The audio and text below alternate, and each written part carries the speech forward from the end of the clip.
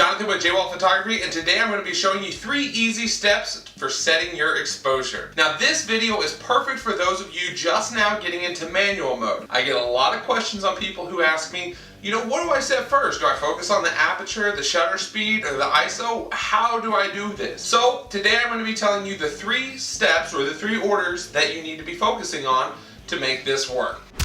First, you're always going to want to start with your aperture. I see a lot of people who get a 50mm 1.8 lens from either Nikon, Canon, or whoever, and they want to instantly put it all the way open to the 1.8. What they don't realize when they're doing this is that they're creating a razor thin depth of field. That works in some images, but you don't want it in every image. So you want to start with thinking, okay, how deep do I want this image to be in focus? Do I want the subject's nose in focus, the nose and the eyes, or the entire head? So you want to start there and play with your settings until you know how deep in focus your subject is going to be.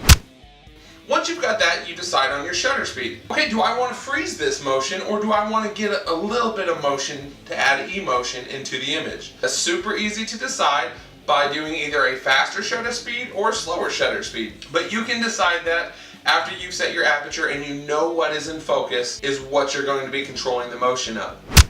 Next is going to be your ISO. Now that you've got your aperture set, you've got your shutter speed set, now you need to decide how much light do we need to get to make this work. Now here's where it gets a little bit iffy, because ISO also introduces grain into your images once it gets pushed past a certain point. So a lot of people get uncomfortable with ISO being over, say, 1600.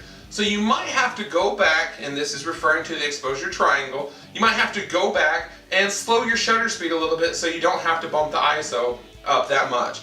But if you do it in that order, focus on your aperture, then decide how much motion or lack thereof you want in your image, and then decide how much ISO it's going to take to make that image happen, you're going to be on your way to making better photographs with those 3 easy steps. Thank you so much for watching. You can find more on jwaltphotography.com or right here on YouTube. And as always, have a good one. Some behind the scenes with Buster Dog, and there was a kid sleeping on the couch.